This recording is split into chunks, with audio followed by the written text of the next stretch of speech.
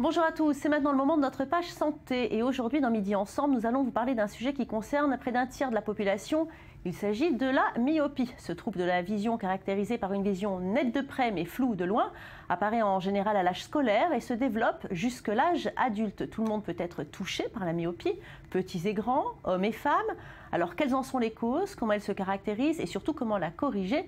Pour répondre à toutes ces questions, j'ai le plaisir de recevoir Dr Meyer Dadi. Bonjour.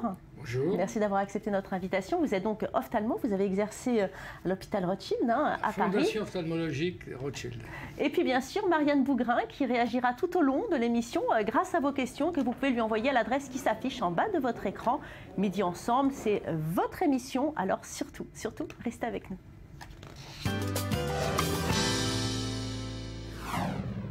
Vous êtes peut-être concerné par le trouble de la vision qui touche près d'un tiers des Français. La myopie vous empêche de voir net, de loin, une gêne facile à corriger dans les cas les plus bénins, mais qui peut être parfois grave quand la myopie évolue toute la vie. Il faut la traiter avec attention. On fait le point tout de suite avec Lise Barenbaum. La myopie n'est pas une maladie, mais un trouble de la vision qui se caractérise par une vision nette de près, mais floue de loin. En Europe et en Amérique du Nord, environ un tiers des adultes sont touchés. C'est donc le défaut visuel le plus répandu et il ne cesse de se propager. La myopie apparaît en général à l'enfance ou à l'adolescence et évolue jusqu'au début de l'âge adulte où elle a tendance à se stabiliser. Certaines myopies fortes, les myopies maladies, évoluent, elles, toute la vie. Il existe différents niveaux de myopie allant de légère à forte qui pénalisent les patients plus ou moins sérieusement. Les myopes légers ne sont pas obligés de corriger leur myopie en permanence, mais seulement dans des situations à risque ou nécessaires, comme la conduite ou le cinéma. La prévalence de la myopie dans les différentes populations varie selon l'âge, l'origine géographique et l'environnement. En France, selon la Haute Autorité de Santé, 29% de la population serait myope, tout comme en Amérique du Nord. Mais les pays asiatiques sont les plus touchés. 80 à 90% des enfants scolarisés sont myopes dans certaines régions urbaines de Chine ou du Japon. Parmi eux, 10 à 20% sont atteints de myopie forte. Dans un œil normal, l'image des objets est projetée sur la rétine. La cornée et le cristallin produisent une image nette sur la rétine. Le myope a l'œil allongé qui prend la forme d'une olive. En cas de myopie, le point de netteté ne se trouve pas sur la rétine, mais en avant de celle-ci. Le plus souvent, ce phénomène est lié à un globe oculaire trop long. Plus rarement, une courbure excessive de la cornée peut aussi en être la cause. Les raisons de la myopie sont à la fois génétiques et environnementales, mais elles ne sont pas très bien connues. Selon certaines études, plus de 70 gènes joueraient ainsi un rôle dans les anomalies de la réfraction. Les facteurs environnementaux jouent également un rôle important. Le manque d'exposition à la lumière naturelle du soleil perturberait la croissance de l'œil et pourrait favoriser la myopie. Les modes de vie actuels, qui incluent les jeux vidéo, la lecture, les écrans, seraient aussi à éviter au maximum. Dans la plupart des cas, la myopie axiale corrigée ne pose pas de problème dans la vie quotidienne. Cependant, certaines myopies sont évolutives et nécessitent un contrôle visuel régulier chez un médecin ophtalmologique. Le risque de maladies oculaires graves existe aussi, décollement de la rétine, glaucome ou encore cataracte. De nombreuses solutions existent comme l'orthokératologie. Cette nouvelle méthode consiste à porter des lentilles qui permettent d'aplatir légèrement la surface de l'œil et donc de retrouver une vision nette après une nuit de sommeil. Un traitement facile, optimal pour les myopes légers. Aujourd'hui, 150 millions de personnes sur la planète souffrent de troubles de la réfraction non corrigée. Selon plusieurs estimations, 2,5 milliards de personnes seront myopes en 2020. Alors, docteur Dadi, qui est touché par la myopie ? Écoutez, on vient de le dire, presque un tiers de la population en France. En Asie, ça avoisine les 80%. Et on s'est effectivement aperçu que le manque de soleil pouvait être la cause essentielle du développement de la myopie chez les jeunes. Le fait de travailler sur écran, d'être enfermé, de passer son temps à l'intérieur plutôt qu'à l'extérieur est un facteur qui semble jouer sur le développement de la myopie chez l'enfant. Donc c'est un conseil à donner déjà à nos jeunes enfants qui ont une hérédité des parents, puisque l'hérédité est un facteur essentiel dans la transmission. C'est pas le seul, mais c'est un facteur important de l'ordre de 80-90%. Il est important que les enfants jouent à l'extérieur, profitent du soleil pour éviter ce développement de la myopie. Comment savoir qu'une personne est myope, docteur ? Il y a un premier signe pour les enfants, c'est quand ils commencent à plisser des paupières, qu'ils vous regardent comme ça. Quand ils veulent fixer quelque chose, ils fixent comme ça pour réduire un petit peu la fente de leur pupille, et ça leur permet de mieux voir. Ça, c'est un premier. Quand ils s'approchent trop près pour voir.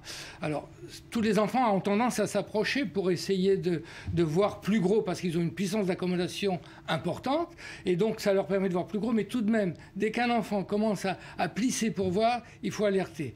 Et de toute façon, examiner les enfants vers 3-4 ans, c'est la meilleure méthode pour dépister d'autres anomalies et suivre un enfant ensuite tous les ans.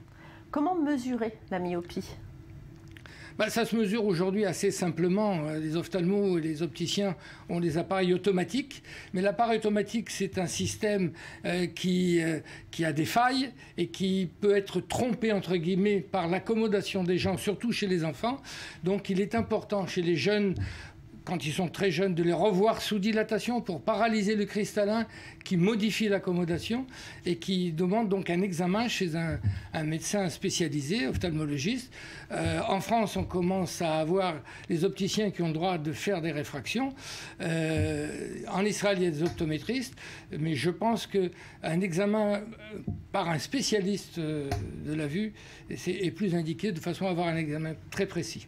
Donc on sait la mesurer, la corriger, l'opérer. On connaît donc la mécanique du règlement optique de l'œil, mais on connaît encore très mal l'origine et les causes. Et d'ailleurs, des chercheurs américains viennent ainsi de constater que le taux de myopes était passé dans la population américaine de quelques 25% au début des années 70 à presque 42% au début des années 2000. En France, on estime que 39% de la population souffre de myopie à divers degrés, avec des différences entre les territoires ruraux et les territoires urbains, et également en fonction du niveau de développement du pays. Docteur Dadi, est-ce que c'est inquiétant? On a l'impression que la vie moderne favorise la myopie. Oui, effectivement. Et le fait d'être sollicité, encore une fois, sur le travail de près très longtemps et de ne pas être au soleil, est la cause qui semble être essentielle actuellement. Évidemment, la première cause, c'est l'hérédité. L'hérédité, mais l'exposition, le manque d'exposition au soleil favoriserait le développement de la myopie. Alors justement, comme ce trouble touche une grande partie de la population, nos équipes sont descendues dans les rues pour demander aux Israéliens comment ils corrigent leur myopie. Regardez. Alors, les lunettes, les lentilles, c'est à peu près tout. Manger beaucoup de carottes, non, peut-être ne pas regarder de trop près la télé ou rester trop près de l'ordinateur. Peut-être des lunettes, je pense, de la chirurgie laser. Je ne suis pas très familière avec ces choses-là car je n'ai pas de problème de vue. Je pense les lunettes et l'opération laser, et je porte aussi des lentilles de contact. Je connais beaucoup d'exercices qui aident à la corriger, qui se pratiquent environ 20 minutes par jour, mais qui aident à la corriger.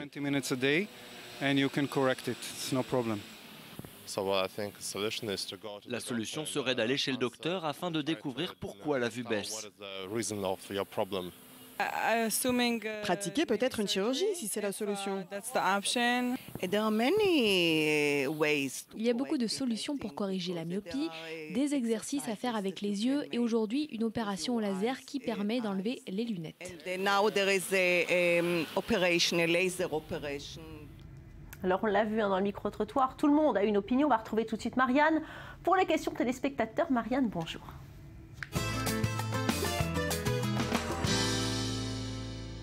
Bonjour Valérie. Alors en effet, nous avons reçu un commentaire de Florence qui nous dit qu'elle et son mari sont myopes. Et elle nous précise aussi qu'elle est enceinte de son premier enfant et elle aimerait savoir si son enfant justement deviendra obligatoirement myope. Qu'en pensez-vous? Docteur Dadi. Oui, écoutez, comme je vous l'ai dit tout à l'heure, le risque est de entre 80 et 90% de transmission. Et donc, ce n'est pas obligatoire, ça peut sauter une génération, mais l'hérédité est la cause essentielle, effectivement. Une autre question peut-être, Marianne? Oui, celle de Raphaël qui se demande s'il est vraiment aussi, pour le coup, obligatoire de faire des tests chez un ophtalmo, des tests poussés en tout cas, ou existe-t-il d'autres endroits où il puisse effectuer ce type de tests? Écoutez, il y a effectivement nécessité d'examiner les enfants assez jeunes. Dès qu'il y a le moindre doute sur quoi que ce soit, un enfant peut être examiné même à 3-4 mois, s'il a un strabisme, s'il a autre chose. Donc on peut examiner un enfant à n'importe quel âge. Ce qui est souhaitable, c'est de le faire systématiquement vers 3-4 ans pour déceler une amblyopie, c'est-à-dire un œil qui est plus faible qu'un autre, surtout s'il y a une myopie d'un côté et pas de l'autre. Donc il est très important de dépister les enfants avant l'âge de 6 ans, parce que s'il n'est pas décelé avant l'âge de 6 ans, l'œil faible reste faible toute la vie après. Une autre question peut-être, Marianne ? Oui, celle d'une mère de famille qui nous dit que son fils joue beaucoup trop aux jeux vidéo. Et elle a l'impression que depuis, sa vision a diminué. Est-ce qu'il y aurait éventuellement un rapport ? Oui, on a déjà répondu à la question. Il y a un rapport, probablement, parce que le temps qu'il passe avec ces jeux vidéo, il ne les passe pas dehors et il ne les passe pas au soleil. Et qu'il faut contingenter ça de façon à réduire le temps d'exposition aux ordinateurs, iPad et iPhone et compagnie. Alors justement, je vous propose de regarder cette infographie que je vous laisse commenter, hein, docteur Dady. Quelle est la différence entre un œil myope et un œil normal? Alors, pour vous expliquer, j'ai amené mon œil portatif. Alors, je ne sais pas si on le voit à l'écran. On le voit parfaitement bien. Alors, sur l'écran, vous avez un œil avec devant la cornée, ce qui est devant l'œil, et cette cornée, c'est une lentille. Derrière, nous avons l'iris avec la pupille, et derrière la pupille, nous avons le cristallin, qui est la deuxième lentille de l'œil. Un œil normal, supposons que ceci soit un œil normal, l'image arrive sur la cornée, traverse le cristallin et va devenir nette sur la rétine derrière. L'œil myope est un œil qui est plus court que la normale. Donc l'image est focalisée sur la rétine de l'œil myope, de l'œil normal, mais sur l'œil myope, elle est floue en arrière. Et donc il voit flou. Alors justement, aujourd'hui, il est possible de se passer entièrement de lunettes de vue, docteur Dady. Il y a des bonnes nouvelles quand même. Oui, tout à fait. Moi, je porte encore des lunettes. Tout ça pour vous dire que c'est une question individuelle. Chacun le vit à sa façon. Je ne suis pas myope, j'ai le défaut inverse hypermétrope et je suis en plus presbyte. Mais on peut aujourd'hui corriger pratiquement tous les défauts réfractifs de l'œil.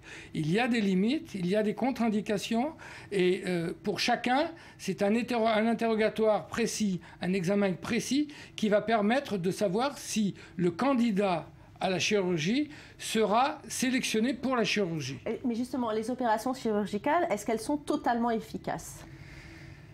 Vous savez, rien dans la vie n'est efficace à 100%. Il y a toujours un risque que l'on prend quand on fait un acte chirurgical, ou même quand on traverse la rue, ou même quand vous prenez un cachet d'aspirine.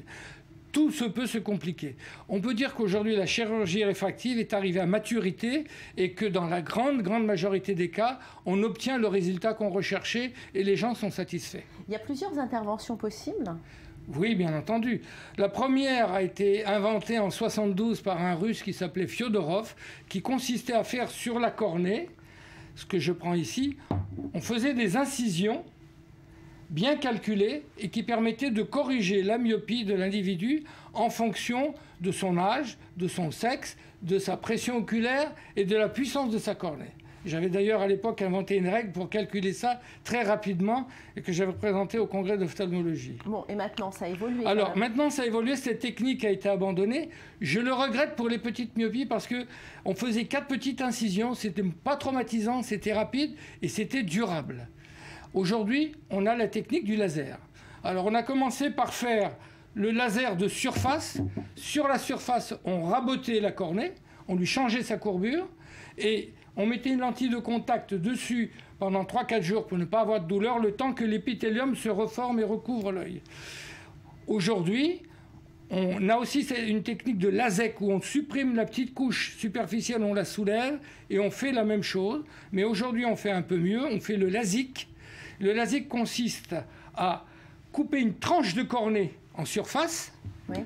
On revoit la cornée ici. Donc on va couper une lamelle de cornée comme une tranche de saucisson qu'on va laisser attacher par un bord. On la soulève et sur l'épaisseur de la cornée en surface, on va raboter par un autre laser. On va raboter la surface, lui donner la forme qu'on veut et on rapplique ensuite la partie en surface. Dites-moi, c'est douloureux cette intervention? Eh bien, dans cette technique LASIK, de tranche de saucisson, on parle oui, mais c'est un peu ça. C'est un peu, on enlève une lamelle de cornée. C'est moins douloureux que la première technique de surface parce que l'épithélium en surface est intact dans cette situation. Et à ce moment-là, vous avez des petits picotements, l'impression de petites brûlures, et le lendemain, on a un œil tout à fait blanc et on voit pratiquement avec le résultat définitif. Et les résultats, c'est 100% fiable? Les résultats, encore une fois, ne sont pas à 100%. Je voudrais, pour être plus complet, dire que au début, on coupait avec une lame qui vibrait et qu'on fixait sur l'œil. Aujourd'hui, on fait ça entièrement au laser. Ça s'appelle le laser intralaser. On prépare la lamelle avec un laser et ensuite on rabote avec un deuxième laser. Allez, voilà donc les différentes sortes de corrections de la myopie. Regardez, il existe donc plusieurs corrections possibles. Le port de verre correcteur, les lunettes, et puis après les lentilles de contact, et puis la chirurgie réfractive dont vient vous parler docteur Dadi. À vous donc de choisir. Voilà, c'est terminé pour aujourd'hui. Merci d'avoir été avec nous. Merci à vous d'avoir été là. Si vous voulez revoir notre émission, notre site internet est disponible pour vous 24 h sur 24. Excellent après-midi à vous. Surtout, restez avec nous.